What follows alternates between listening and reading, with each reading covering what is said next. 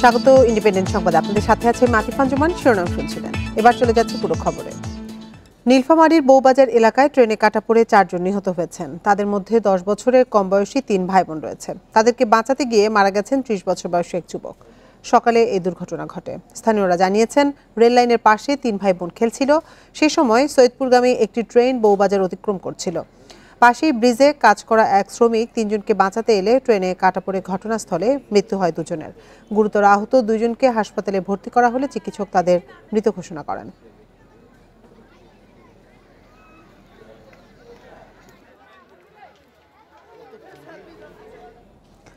এ নিয়ে আরো জানাতে নীলফামারী থেকে যোগ দিচ্ছেন সহকর্মী মাহমুদ আল হাসান। মাহমুদ, দুর্ঘটনার কারণ সম্পর্কে জানা গেছে কিনা, আর যারা নিহত হয়েছে তাদের পরিচয় সম্পর্কে নিশ্চিত হওয়া গেছে কিনা, মরদেহগুলো এই মুহূর্তে কোথায় রাখা হয়েছে?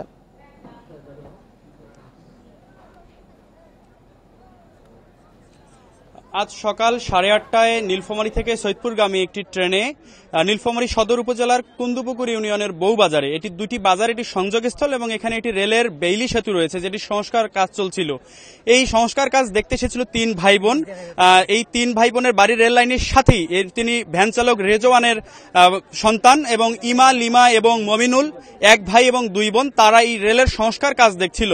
এমন সময় নীলফামারী থেকে সৈয়দপুর গামী যে রেলটি আসে সেটি স্থানীয়দের অভিযোগ যে তারা কোনো প্রকার শব্দ বা হর্ন না বাজিয়ে এসেছিল এবং এই কারণে কিন্তু তারা শব্দ শুনতে পারেনি এবং তারা প্রথমে 2 জন রেলে কাটা যায় এবং পরের জনকে বাঁচাতে গিয়ে এই ঠিকাদারি প্রতিষ্ঠানের যে পাহারাদার ছিল মোহাম্মদ শামীম, 30 বছর বয়সী যুবক, তিনিও কিন্তু কাটা পড়েছেন।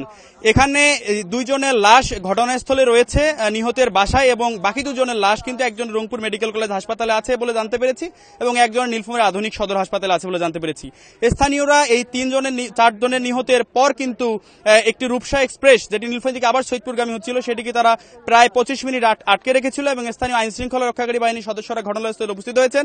নীলফামারীর police super Mokhlesur Rahman, BPM, PPM তিনি ঘটনাস্থলে উপস্থিত হয়ে স্থানীয়দের সাথে কথা বলে এখানে রেলওয়ে ক্রসিং নির্মাণের আশ্বাস দিয়ে কিন্তু তিনি ঘটনাস্থল থেকে এই ট্রেনটিকে আবার চলমান সৈয়দপুরের দিকে ধাবিত করেছেন। ট্রেনটিকে স্থানীয়রা ছেড়ে দিয়েছে এবং এখন পর্যন্ত আইন শৃঙ্খলা রক্ষাকারী বাহিনীর সদস্যরা আছেন এবং স্থানীয়রা বিক্ষোভ করছেন। ঘটনাস্থলে কিন্তু রেল ক্রসিং দেওয়ার দাবি জানাচ্ছেন এবং এই যে ইমা, লিমা এবং মমিনুল, তার পরিবার কিন্তু অত্যন্ত গরিব। তার পিতা পেশায় রিক্সা চালক এবং মাঝে মাঝে রাজমিস্ত্রির কাজ করে থাকেন। তাদের ক্ষতিপূরণ দেওয়ার দাবি জানিয়েছেন স্থানীয়রা।